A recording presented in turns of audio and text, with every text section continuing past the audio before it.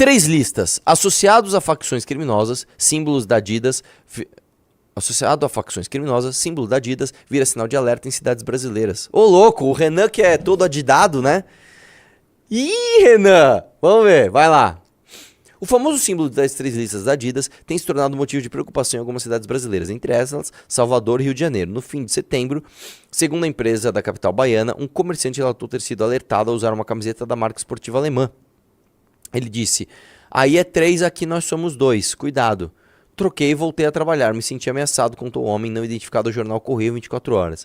A referência ao número 3, associada ao símbolo das 3 listas, ligada à facção Bonde de Maluco, BDM, do Maluco, de Maluco, né, do BDM, enquanto o número 2 teria ligação com a rival Comando Vermelho. Tá dois, tá tranquilo, mano, mas é CV, desde pequenininho, né?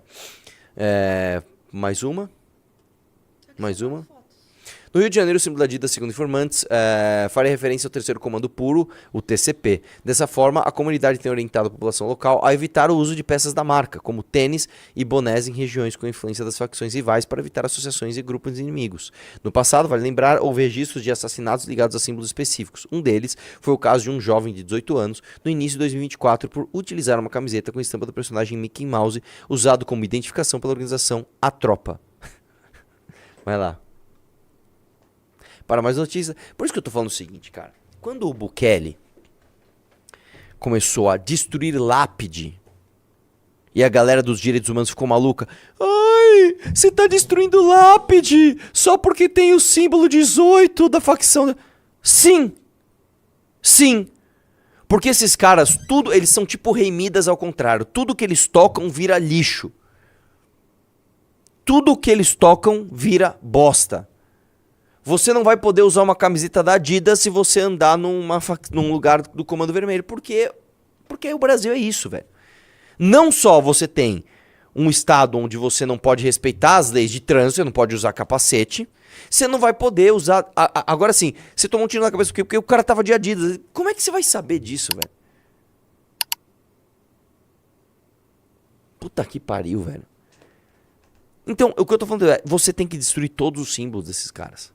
Você tem que destruir, ponto final, tem que destruir, tem que acabar. Tem que acabar. Nossa, o Renan vai ficar pistola com isso. Põe isso pra ele reagir na live dele, vai. Isso vai ser muito bom, porque ele adora Adidas, cara. Ele já falou? Acho que sim. Vamos lá. Família do Ceará é ameaçada de morte por convidar policiais do raio para aniversário do filho e pede desculpas em vídeo para salvar a vida. Vamos lá, dá play aí, ó.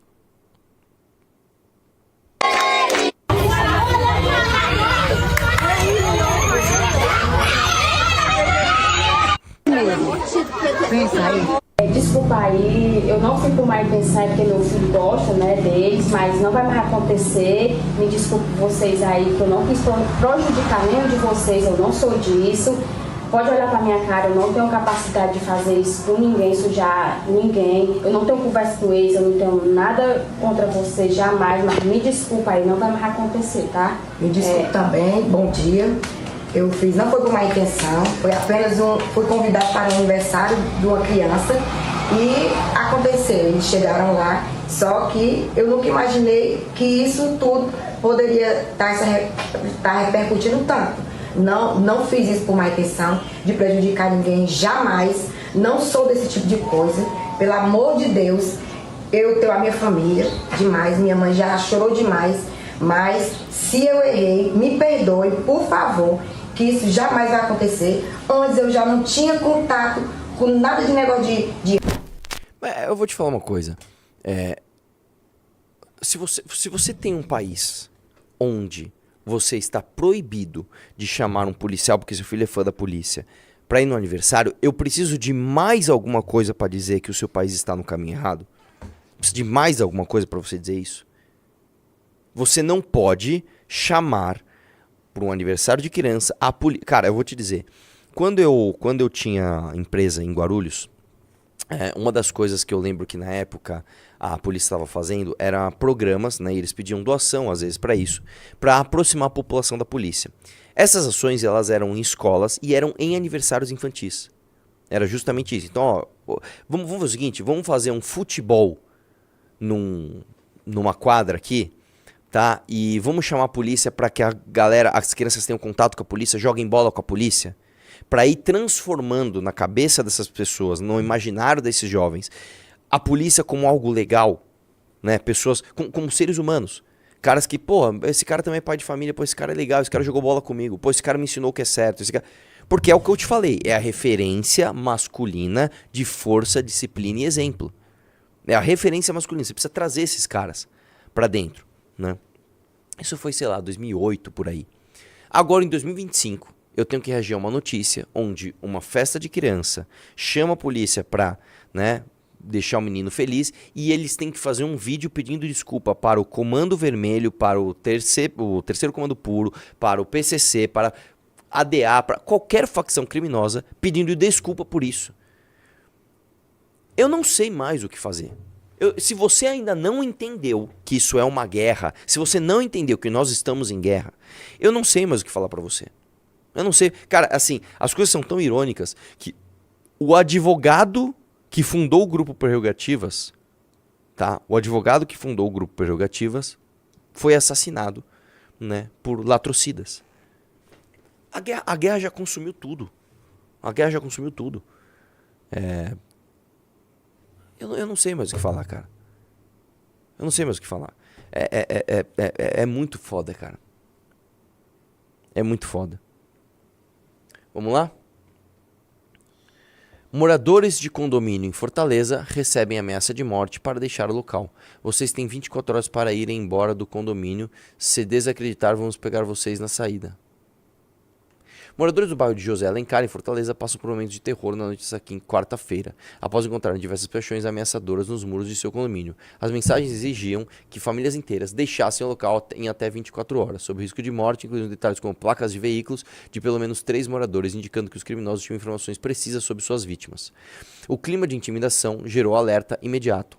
A Secretaria de Segurança Pública do Ceará reforçou o policiamento da região e as investigações foram encaminhadas ao 14º Distrito Policial. Até o momento, não há confirmação de que alguma família tenha deixado o condomínio. As diligências seguem em andamento para garantir a segurança dos moradores e identificar os responsáveis pela ameaça. Assim, cara, eu já tô cansado de me repetir aqui.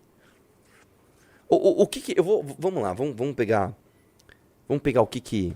Eu tava conversando com o Renan ontem, cara, ele tava indo no podcast, né? Vocês sabem que o Renan, ele é absolutamente fissurado, né, pelos indo-europeus, né? E o Renan, ele tem uma coisa até infantil, fico zoando ele, que é o seguinte, ele, porra, meu, imagina você ser indo-europeu na época da expansão, né, indo-europeia, meu, sei lá, você conquistar novos territórios, você... Eu falei, não, beleza, Renan, só que a probabilidade de você ter nascido, se a vida fosse uma roleta, você vai jogar bolinha, você vai cair onde? É muito mais provável que você caia num povo que vai ser dominado por eles, e aí você vai ser morto e subjugado, do que você tá nesse grupo dominante, né?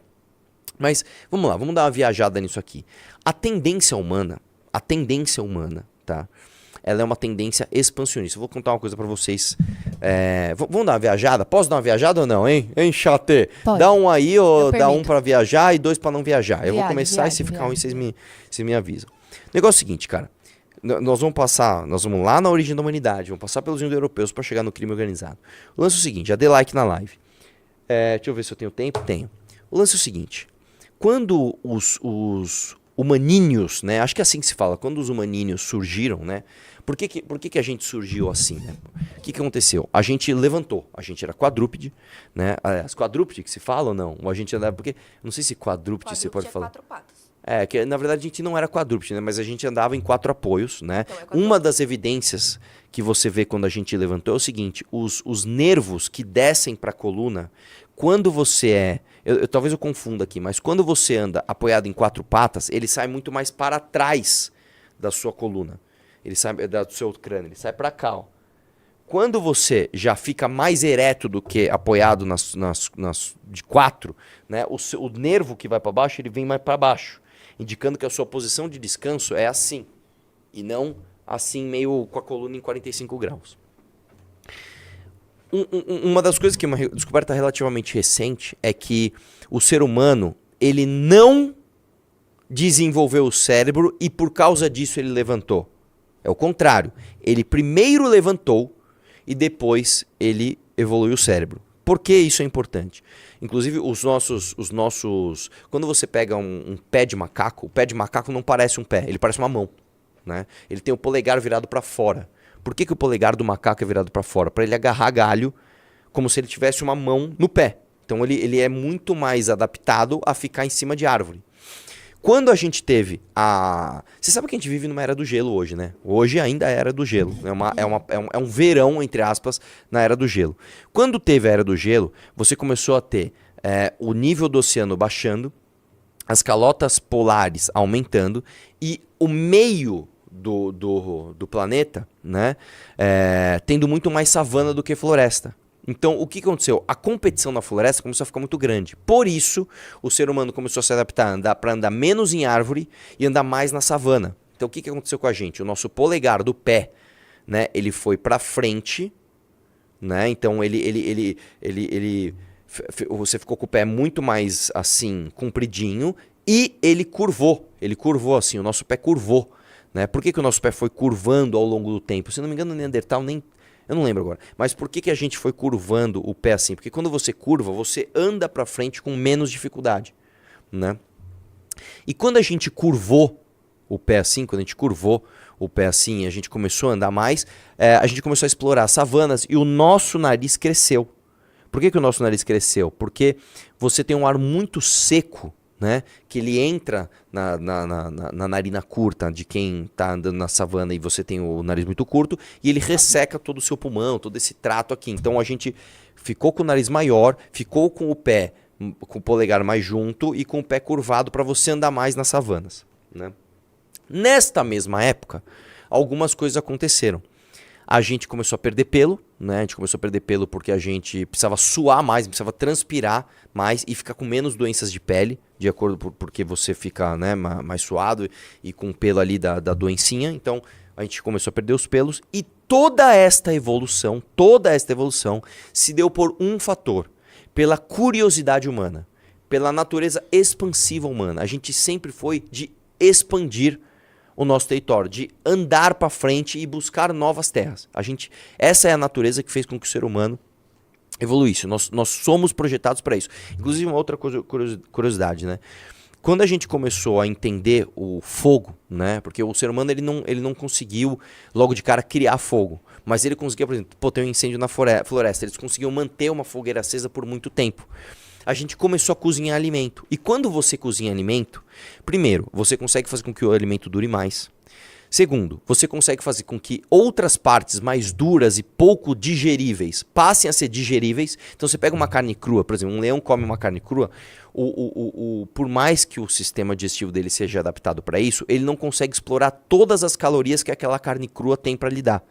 Quando você cozinha e quebra as moléculas, você passa a ter acesso a essas novas moléculas mais curtas, que além de você ter o acesso que você não tinha, algumas dessas moléculas são energeticamente mais poderosas. Então, na química é o seguinte, vamos supor que eu tenho essa molécula que ela tem 1 de energia, e eu tenho essa segunda molécula que também tem 1 de energia. Quando você junta as duas, você não tem 2. Porque você tem o 1 de uma molécula, o 1 de outra, e talvez, depende da molécula, você tem mais uns 3 da juntada. Então você tem 1 mais 3, você tem tipo 5 aqui de energia, né? E o contrário também é verdadeiro. Às vezes você tem uma molécula que aqui ela vale 3, e se você separar ela, você não tem 1,5. A hora que você separa, a energia gasta para você separar, ela fica quimicamente nessas moléculas. Então vamos supor que para separar essa energia, você tem mais 3. Então você tem 3, você tem mais 3 da quebra, você tem 6, então você tem 3 e 3 aqui. Entendeu? Então o fogo fez com que a gente começasse a aproveitar mais energia que tinha disponível. Então a gente começou a digerir mais coisa e aproveitar mais aquilo que a gente digeria. Ou seja, a gente começou a ter abundância de energia.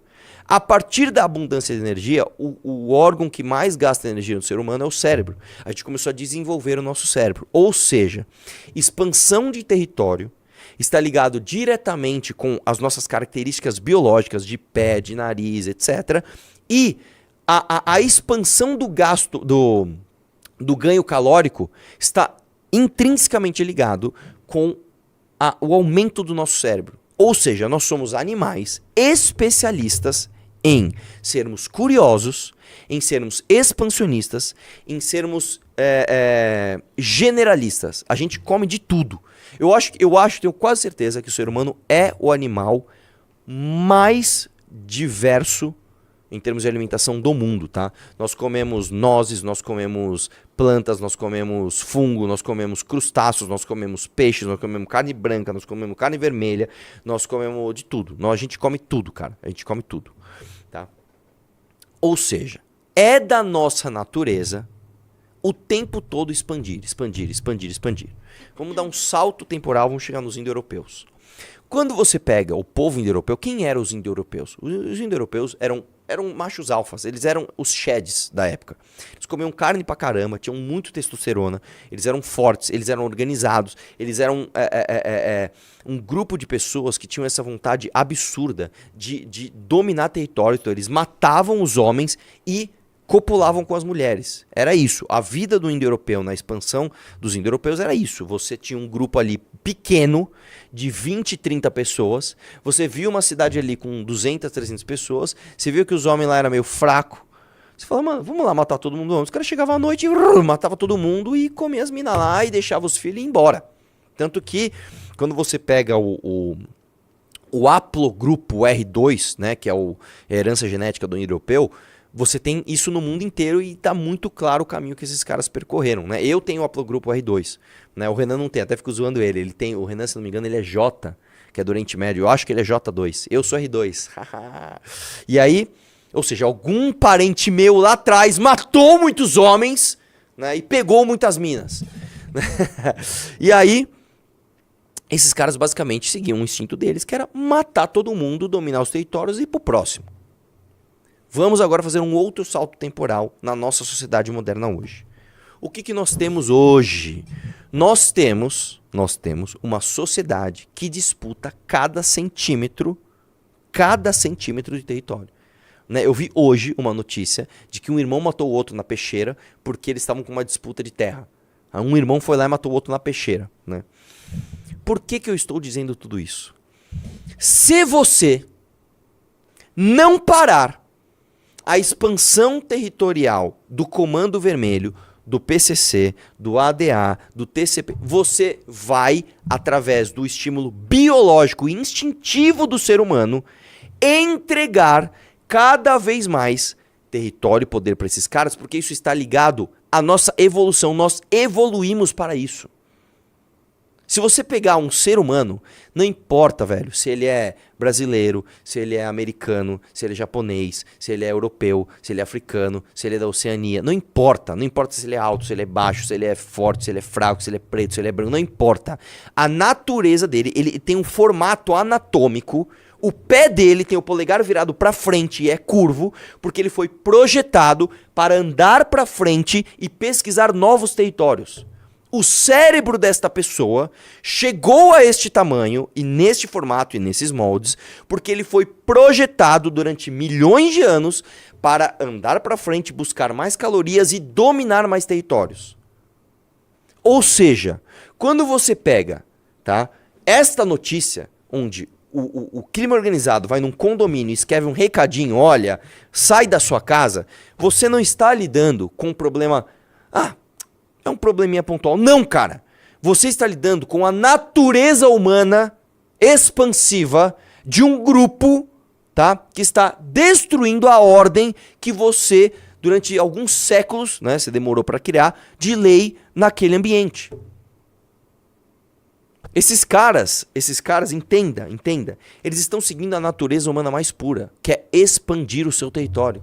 Então o que você tem que fazer? O que você tem que fazer? Você tem que parar com isso. Você não pode tolerar isso. Entendeu? Você tem que parar esses caras. E muitas vezes, parar esses caras significa ou prendê-los por muito tempo, talvez de forma perpétua, ou matá-los. Existe uma outra característica humana que é o seguinte, vamos lá, córtex pré-frontal mencionado, vamos lá, eu já falei isso várias vezes. O córtex pré-frontal dos seres humanos, ele cresce na adolescência. Ele cresce e ele só para de crescer na vida adulta. Na vida adulta, você dá uma diminuída nas suas sinapses. Você começa a entender quais são as sinapses mais eficientes. Ou seja, enquanto você é adolescente e o começo da tua vida adulta é um teste de coisas. Então você testa comportamentos. Instintivamente, você nem sabe, você está testando seus comportamentos. Por isso, quando você tem jovens brasileiros que não têm um pai presente, as experimentações de indisciplina e crimes desses jovens, eles vão ser praticamente naturais.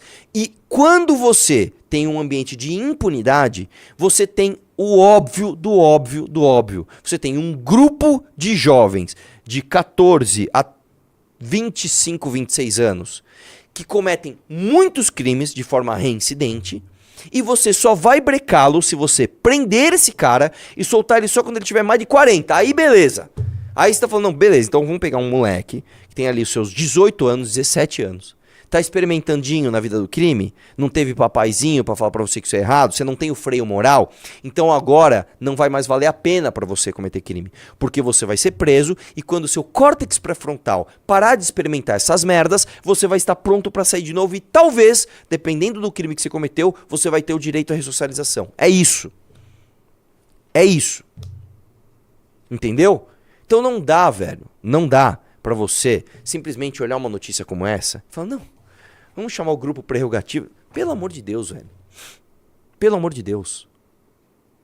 Isso eu acabei de falar, isso faz parte da natureza humana. E olha só que interessante. Você sabe que dos hominíneos, né? O humano que mais teve sucesso foi o Neandertal. Né? O que era o Neandertal? O Neandertal era um cara baixinho, forte pra caralho, ele era tipo um barrilzinho muito forte, né?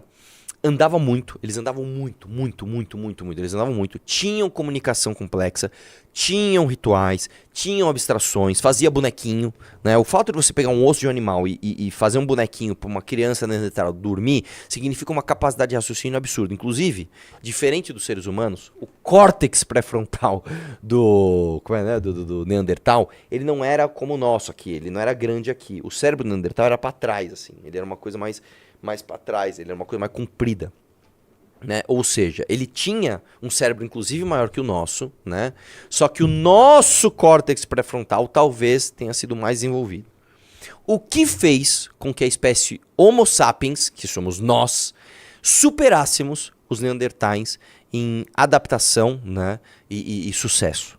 Não foram guerras. Hoje, inclusive, olha só que interessante, não sei se você sabe, mas praticamente todos os seres humanos têm aproximadamente 3% de DNA neandertal, tá? Só algumas pouquíssimas tribos humanas da África subsaariana, que é aquela embaixo do Saara, não tiveram nenhum contato com neandertal. Então, assim, a partir do momento que o ser humano saiu da África e subiu, né, e aí virou outras coisas, todo mundo que estava lá em cima se misturou com o Neandertal e virou essa espécie humana com um pouquinho de Neandertal. Quem ficou lá embaixo na África, essas pequenas tribos de humanos, não tem nada de Neandertal. Ou seja, nós somos, né, híbridos. Muito provavelmente, os Neandertais acabaram, não porque a gente matou eles, mas porque eles se diluíram na nossa espécie. E olha só que interessante.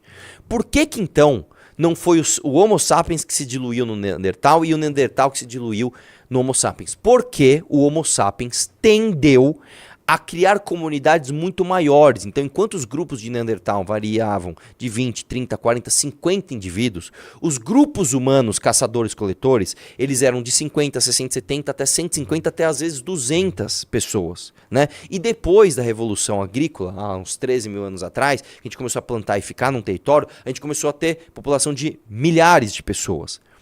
O porquê que nós conseguimos fazer isso? Isso é fundamental para você entender a natureza humana.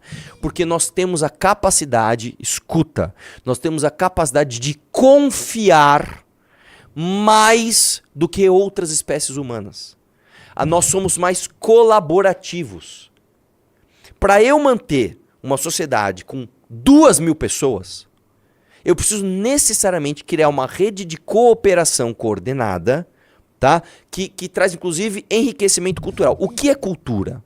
Escuta, o que é cultura? Ô chat, eu não vou responder. O que é cultura? Fala pra mim. Sem procurar no Google. O que é cultura? Me fala no chat.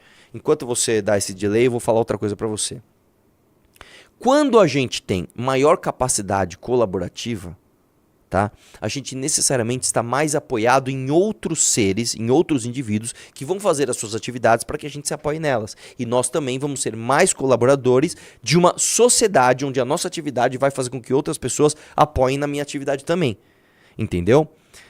Deixa eu ver se os caras já estão falando aí. Só uma coisa, como estamos de audiência, minha querida? 5.500 pessoas ao vivo. Ô, louco, deu uma aumentadinha, né? Não, na verdade diminuiu, né? Diminuiu? Sério? Sim, a gente tava com 5.600. Bom, então vou parar com essas análises. Mas enfim, dê like na Eu conjunto gosto, de eu ideias, quase, normas estabelecidas, quase, íngua não, os caroruã, cultura, conjunto de conhecimentos acumulados, quase, comportamento, valor de democracia, quase, comportamento comum, consenso, quase, não, eu vou te explicar uma coisa, cultura é todo comportamento que não é inato. Então vamos lá. Você dormir é cultural? Não. Porque instintivamente você vai dormir. Um leão caçar é cultura? Não, não é cultura. Agora, um grupo de baleias, diferente de outro grupo de baleias, jogar a foca pra cima antes de matar, enquanto essas aqui matam de uma vez, isso é cultura.